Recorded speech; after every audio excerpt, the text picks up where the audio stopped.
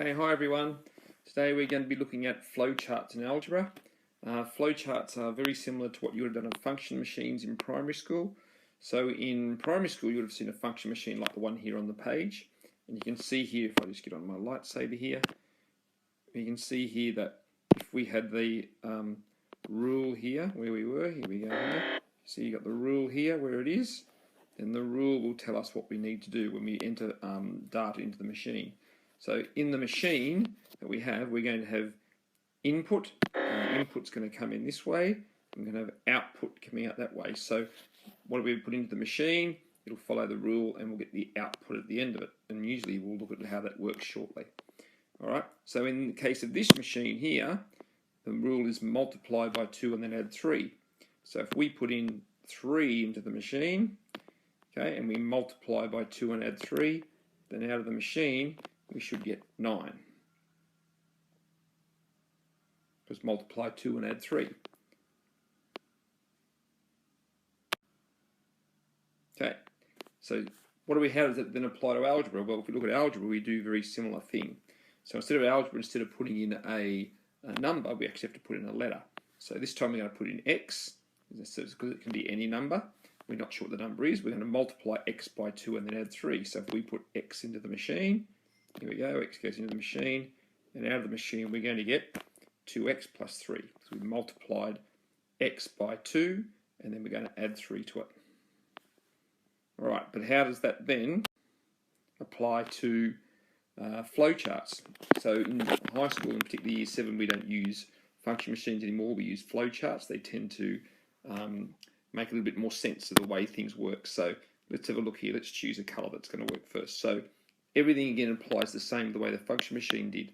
So if we go back here to our lightsaber and we look here at this is going to be the output, because that's what we're going to equals at the end. So we're going to put x in at the beginning. That's going to be our input. And then whatever we have to do to it to get out the output, this will tell us on after here. So let's put in, this is our output we're going to get at the end is going to be y. Okay, so in it we're going to put x, and we have to think about, well, what do we have to do to x to turn it into y? Well, it tells us there we have to add 3. And so that's how a flowchart works. Very simple one there. Let's have a look at one that's a bit more complex. So this one here, if we look at it here again with our lightsaber here, you'll see this one here has 2 steps we have to do to find the output. So first of all, we have to multiply it by 2, then we have to subtract 4. So in this case, we need an extra step along the way, which we've got 3 here ready to do. So let's have a look at how this one might work. So the same thing's going to happen. We're still going to have the output at the end still going to be y. We still put x in at the beginning. So what do we have to do to x first in the machine? So if we follow it along, well, we have to times it by 2, and that'll give us 2x. Of course, we're not finished yet because there's something else we have to do. So we still have to do this bit here where we're going to have to minus 4. So if we go back here and we go, all right, well, now we've got to take away 4. Now we've completed everything, and we can see if we read our flowchart, it runs a bit back to front. Y equals x times 2 minus 4. However, when we write algebra, we write y equals 2x minus 4.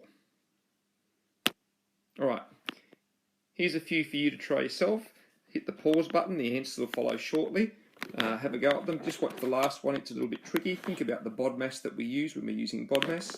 And this little symbol here, because I couldn't find the divided by symbol, so we're using that as divided by. So x divided by 2 is that one there.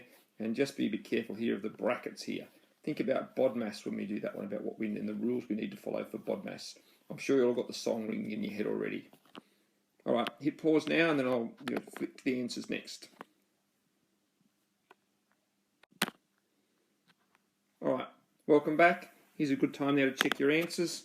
Let's see how we go. We'll move fairly quickly. So we realise, oops, better change colour. We got it, and we got it. Our output's y. Let's do that one again. That one didn't work very well. Our output's y.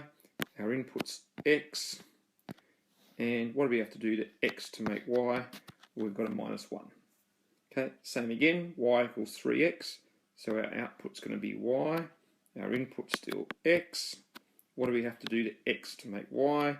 We've got to times it by 3. This one here, there's 2 steps again to do. So our output's still y. Our input's x. Oops, that was a horrible one. Let's try that one again. Input's x. Oh, still wasn't that great, but let's move on. And we're going to divide by 2.